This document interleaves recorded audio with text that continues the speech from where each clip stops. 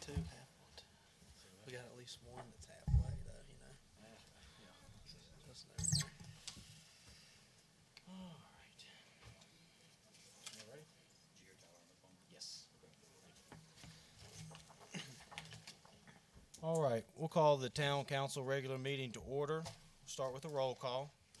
Present this evening, Monday, May 8th, 2023, are Mayor C. Holland Purdue III, Council members A. Ralph Casey, David K. Clements, Benjamin K. Mullins, and Mark H. Newbill.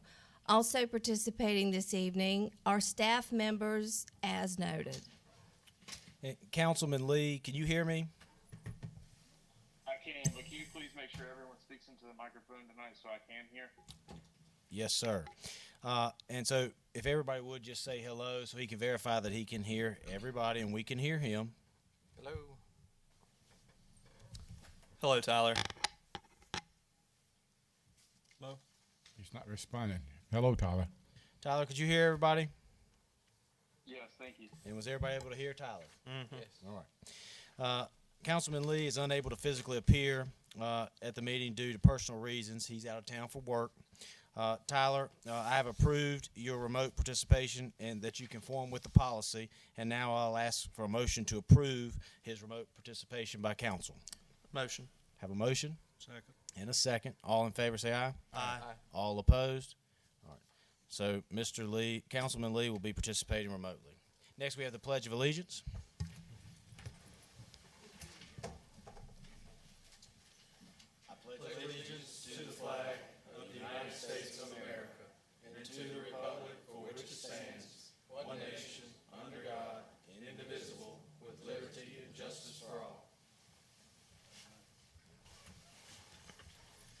Thank you. Now we'll go to approve the agenda. Is there have a motion? Second. Any discussion? All in favor? Aye. Aye. Councilman Lee? Aye. Thank you. Motion carries. Next, approval of the consent agenda as adopted. Do I have any motions? Motion. I have a motion. Do I have a And a second? second. I have a second. All in favor? Aye. Councilman Lee? Aye. All I keep muting my phone, so I don't say anything. that's okay. I'm saying yeah, but All right. nothing's going through. All right. All opposed? Motion carries.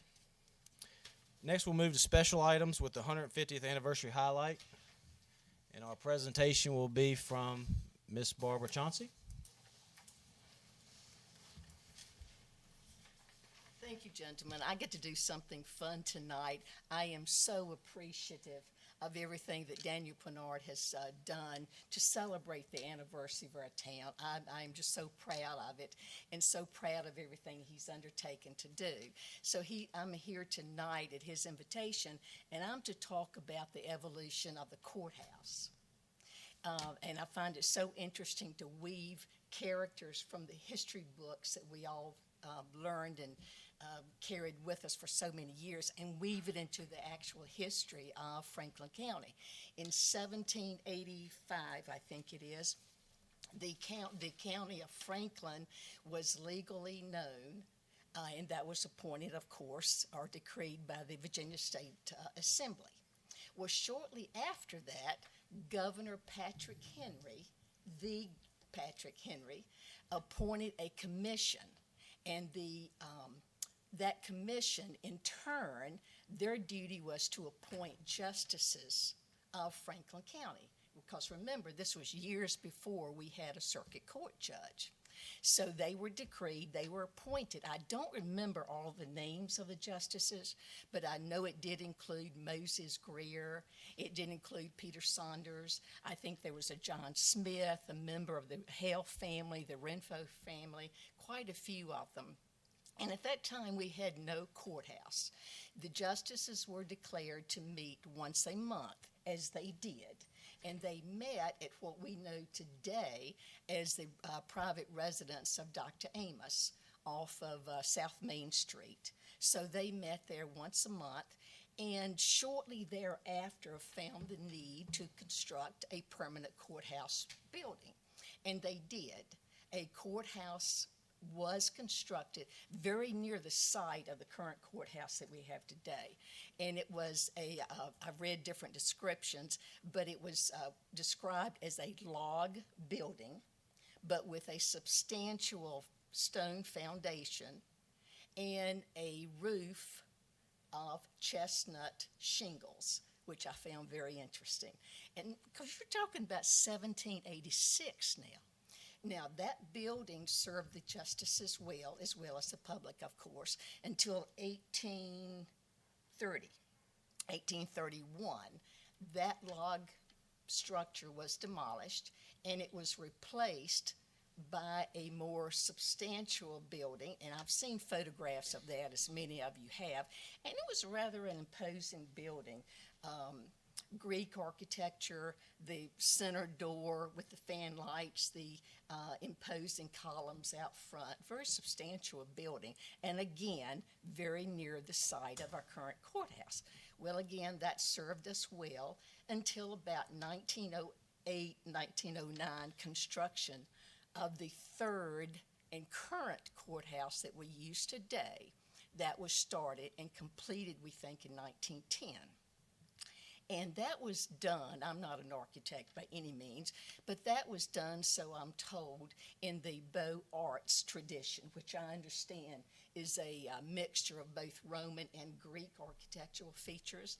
And many of us remember for years it was red brick, of what it was constructed from.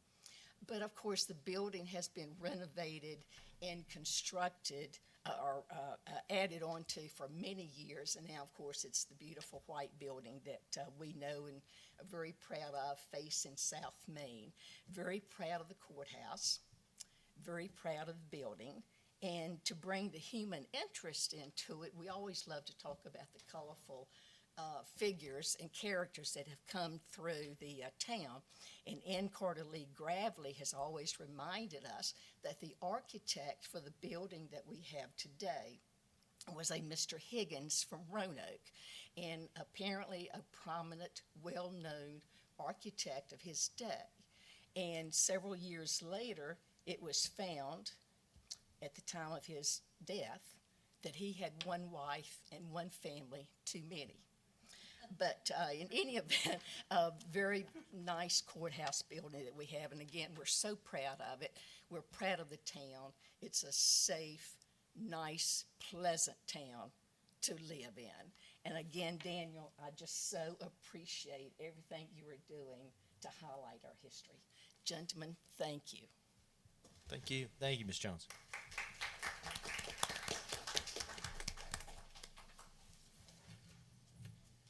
Next, we'll move to the resolution to petition the Virginia Department of Transportation to accept street additions for street maintenance payments. Mr. Wood will present. Council members, each year we get funding from, or the town gets funding from the state of Virginia for road maintenance, and so they do that by road mile or lane mile, I think they call it. And so it's important for us to keep that up to date. So we've got a few additions you see on the resolution there, just to add those to the list to make sure that we get credit for those, which means that we get funding for those roads to maintain them. And so that's what the resolution is in front of you tonight, just to update the list of roads with VDOT. Any questions by council? Motion to approve the resolution. I have a motion to Second. approve and a second. Any discussion? No discussion. All in favor say aye. Aye. All opposed? The motion carries. Next, we'll move to the proposed scheduling for financing for the potential purchase of 64.4 acres of land at Old Franklin Turnpike and 220 North. Vincent will be. Well, good evening, Mr. Mayor and council members. Last month, Davenport presented a draft calendar to us so that we will be in a position to secure funding for the town's recent land purchase. The calendar that is before you tonight just has one change. We've moved the EDA meeting to Tuesday, June 27th from May 23rd. Staff would like to request your approval of the revised calendar so that Davenport can proceed with issuing a request for proposal for a competitive direct bank loan. Results of the RFP will be presented to you at your June 12th council meeting. And I'll certainly take any questions that you may have about the calendar and the process. Any questions by council? What was the I'm date? in favor. Oh, go ahead, sorry. Tuesday, June the Yeah, 27th. 27th. Yes, sir.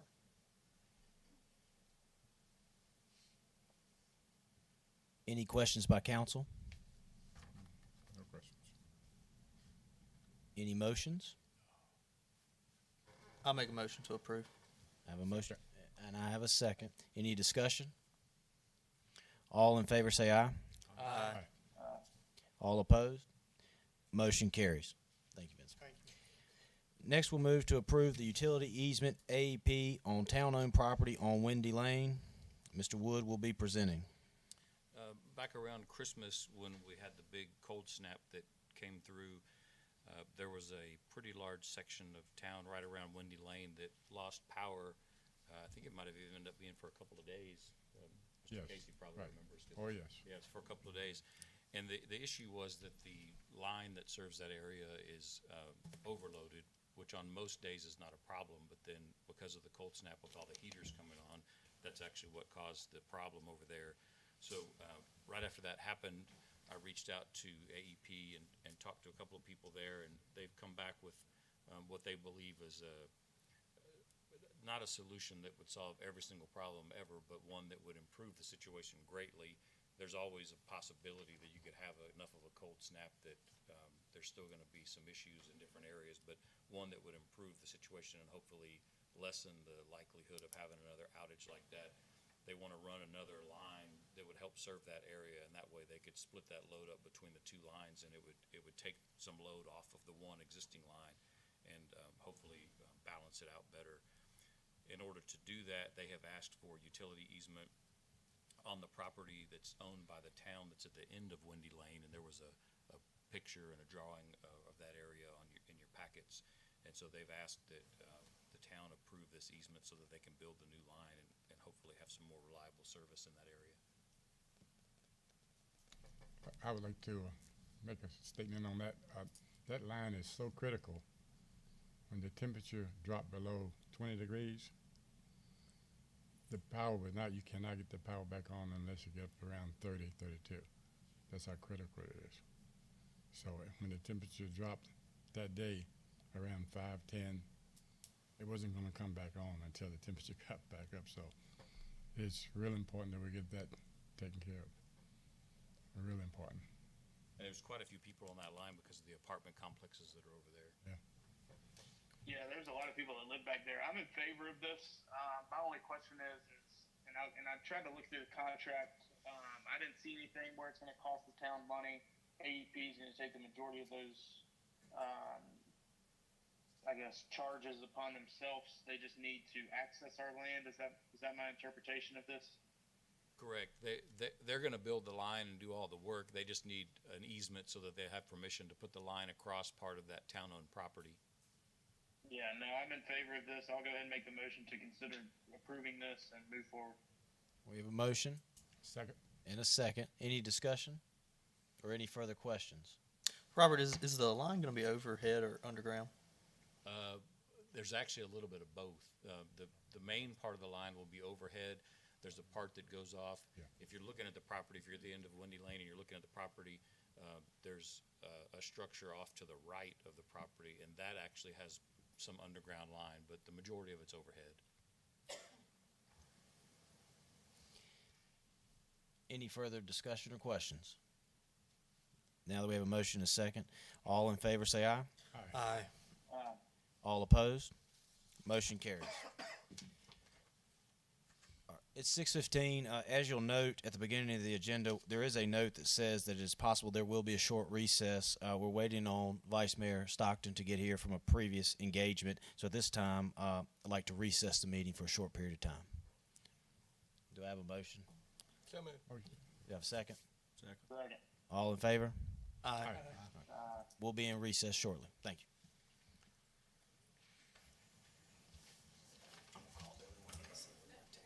See where they're at? Okay. Okay. Depends on how long-winded they get. I've been at them things for a couple hours. Oh, yeah. Yes. They got lucky. Is that the funeral home? No, his wife's retirement dinner is tonight. Oh, right, yeah, yeah. She's being recognized for her years of Sure. service. Yeah. Yes, she's retiring.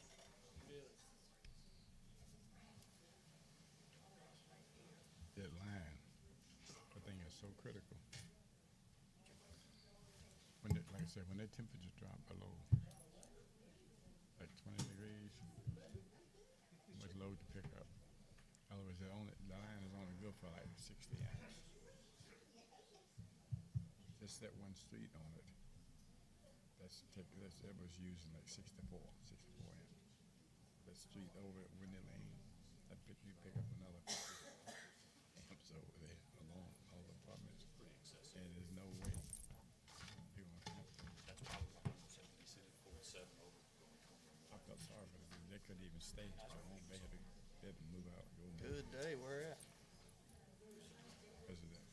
One woman decided she was gonna stay. They're not gonna like that? But she that's the first time it ever been like that. But I don't think, it must have just been a bad day or something, because they're usually We've not that never, bad. we've never. I mean, they do it. Jackrabbit start, stop real quick. Normally it's where signs. See, the whole He just stepped out. needs something done. Come back in. And, you know, it won't carry the load. That's good movement. You know, ask Rebecca to note on that Mr. Stockton got here.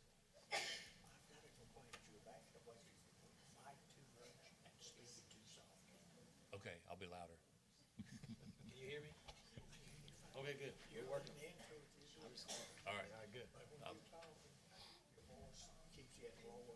Okay, That's what they give me this for. I'll be, yeah. No, thanks for telling me. Yeah. Appreciate it. No, thank you. Thank you. Yeah, thank you. No, you're right, you're right, you're right.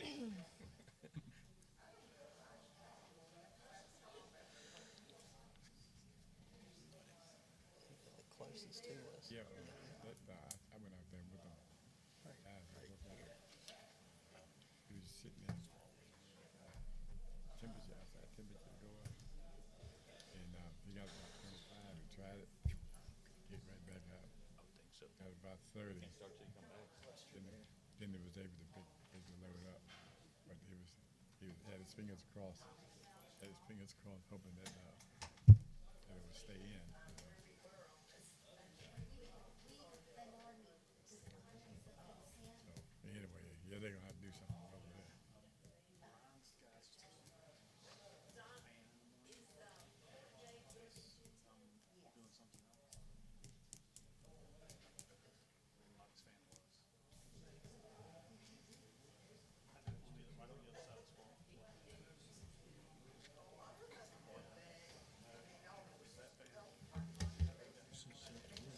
What'd you work on today, Mark? Well, I hate to hear what we're taking Yeah. back down to this morning. Oh yeah. What is the milkmaid? Let's say you used to have a dairy farm. Oh, I grew up on That's that. it. okay. I was like, maybe it's a milkman one time. That's a critical thing. I had a dairy farm. My dad had I grew up on a dairy That's it. farm. We didn't. out in Burnside. That's it. Didn't know how to make any change. And then I went to Tech and majored in dairy science. And then I had, as a matter of fact, 2 of the people here now. he sold out in '91. And then I went up to Farron there. They were wanting to get out of the day-to-day milking because from the student then, milkers go home for Christmas or summer break, whatever they were. Couldn't handle it. Trying to find somebody to do so. So we went up there, leased a facility, bought the cow, I told myself, did it for 6 years, then we bought the farm in college, did it for another 5 years, and then sold out, and then that's when I started modeling. So, yeah. Have you heard about that guy across from Bowling's? All that's going on with him? It was a big dairy farm. Yes, yes. Similar Yeah, around, yeah, familiar. Unfortunate situation. Yeah, yeah. So they've sold the cows a week before they sold the equipment, and then the equipment, that was on Friday I guess it was last Friday or Friday before. And, A buddy of mine bought a tractor from him for, I think he paid $18,000 for it, and the blue book value on it's like 50. John Deere, Yeah, it's a John Deere 6040 or something like that. yeah, Big tractor, Yeah. cab long. yeah. And so, I know somebody that bought one of the older John Deeres, but again, got it for like 18. And it was worth probably Donna's got a 2-3 costume times. she needs you to Yeah, sad. There was apparently Mayor Woody wore a costume for the 100th anniversary, and they got it over at the historical. Said you gotta wear it for 150. That's right. Oh, hey, don't blame me. Ben could do that. Yeah, I could. I could. I don't even know what it looks like. Donna Ray, what you cooking?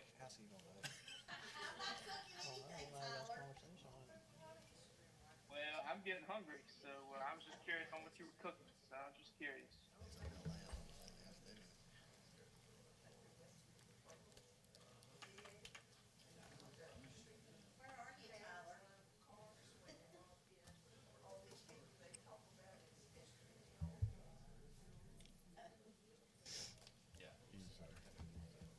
He's voting no.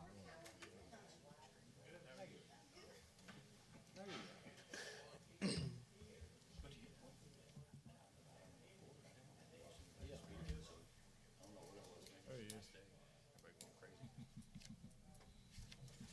There's a lot of people. Hey, Vice Mayor.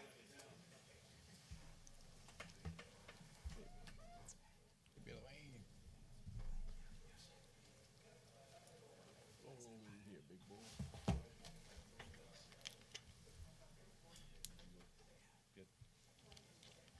Ready to get our attorney?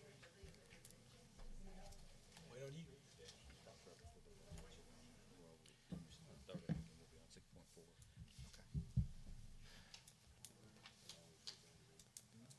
All right. We're now going to resume the meeting from the recess. Vice Mayor Stockton is now present. We will now move to the next item, which is the resolution to adopt and appropriate the fiscal year 2024 budget, adopt the tax rates, fees, and utility rates, and adopt the fiscal year 2024 to 2028 capital improvement program and the ordinance to amend the town code. Mr. Wood will present. Okay. If needed. I didn't have anything I wanted to add. I think you had a couple of things you were gonna cover, right? Yeah. And that'll cover the Okay. changes that have been made. So, in looking at the budget, there's been a lot of talk about the meals tax. That's been one of the things that we've seen across town. And there's been questions as to what the meals tax goes to. We cannot, as a locality, appropriate certain funds to certain things. It's not allowed by law. But part of what's not shown in the budget that you can see is that we pay 2 SRO officers, school resource officers, to cover our schools at excess of $186,000 for those 2 officers. And the county only gives us $50,000.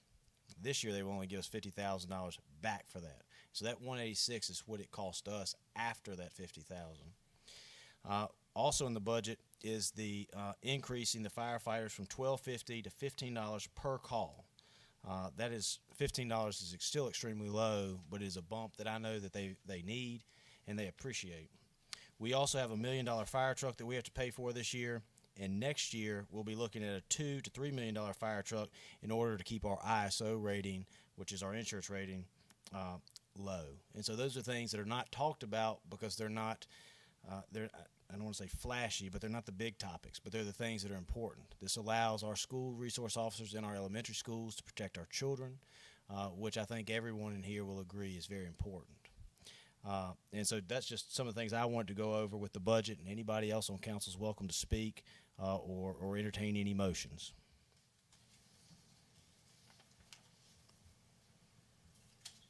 No, I mean, I'll echo what Holland said. I think that from the public safety side of things, everything is on par with what you just said about the budget for we can't allocate certain things. However, what we we can allocate for are, raises and that sort of thing. And, the town did have a surplus, last year, which we've already discussed in some of our plannings, but, I am 100% in favor of the public safety side of things and all of that. So thank you for that description.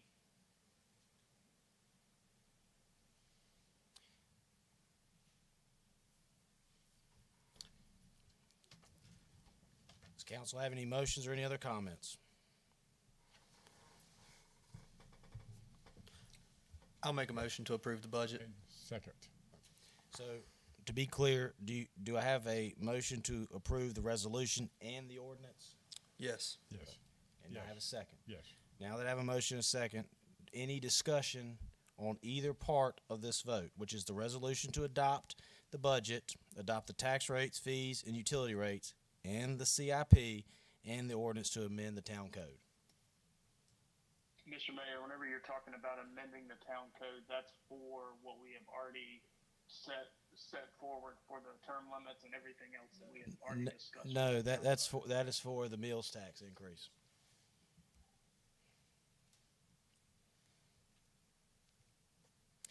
Any comments, questions, or thoughts before we move to a vote? Call for the question. All right. Roll call vote. Councilmember J. Tyler Lee. There are pieces in this budget that I do not agree with. I'm going to go with no. However, I do agree 100% for the public safety side of things, but there are some pieces in the budget that I do not agree with, so I will be voting no. All right. Councilmember Mark H. Newbill. Yes. Councilmember A. Ralph Casey. Yes. Councilmember David K. Clements. Yes. Councilmember Benjamin K. Mullins. Yes. Vice Mayor Billy W. Stockton. Yes. Mayor C. Holland Purdue III. Yes. Motion carries. Next, we'll move to the hearing of citizens. We have two people signed up today, well, three. We'll start with Mr. Josh Smallwood.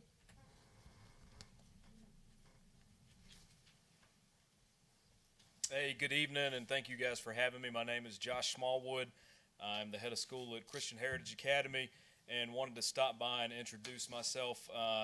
Recently have accepted this position at CHA, and while I'm a 10-year resident of Franklin County, I don't think I know any of you guys, and CHA does operate within the town limits, and I wanted to stop by and put a face to a name that you guys may have heard.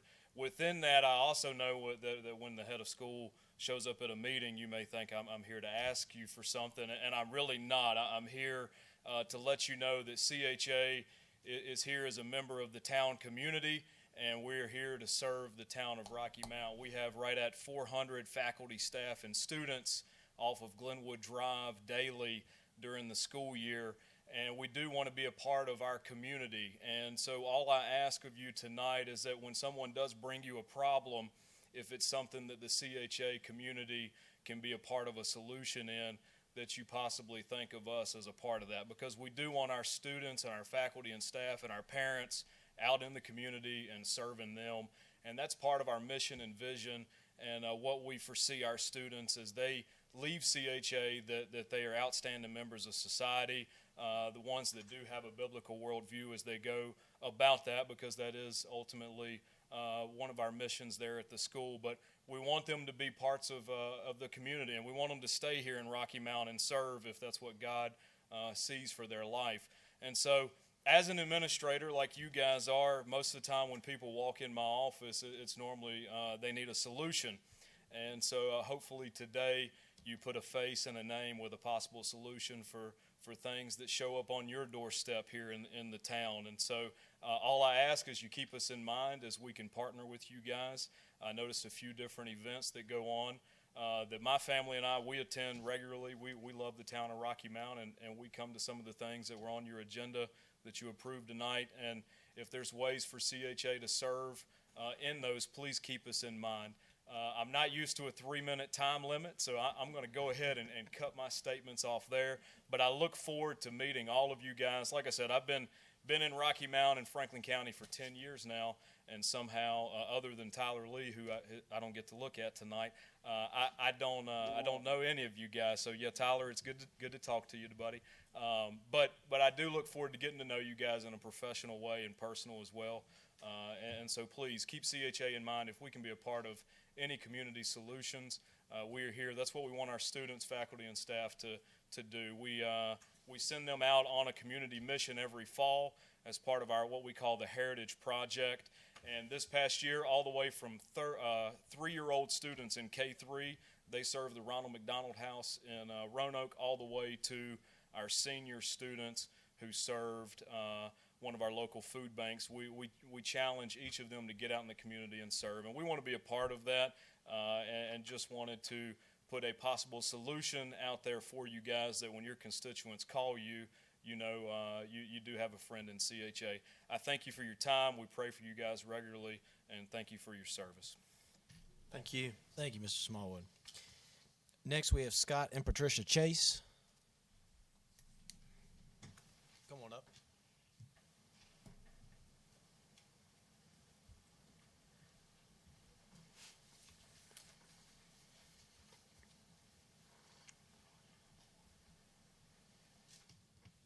Thank you for being able to be here. My wife and I moved here 9 months ago. We live on the south side of Franklin County, over near Henry, and I appreciate what you guys do. I know Mark Newbill had done some work on our home, but I just wanted to say hello, and that we're here to support what you guys do and all the decisions that you make. We're praying for you as well. Thank you. Thank you, sir. Thank you, Mr. Chase.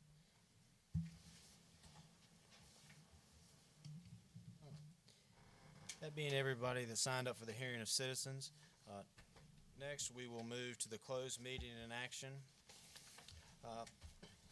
In order to enter into a closed meeting, the motion will be to move into a closed session under Virginia Code section as cited.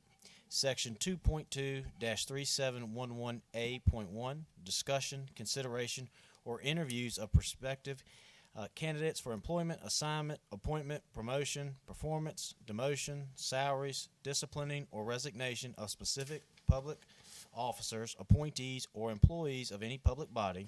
And Section 2.2-3711A.3, discussion or consideration of the acquisition of real property for a public purpose, or of the disposition of publicly held real property where discussion in an open meeting would adversely affect the bargaining position or negotiating strategy of the public body. Do I have a motion to go into the closed meeting under the cited codes? So moved. So moved. I have a motion and a second. Is there any discussion? All in favor say aye. Aye. All opposed? The motion carries. Thank you all for attending the meeting. After the closed session, council will return to the chambers. Thank you. Everything goes good for you? Robert.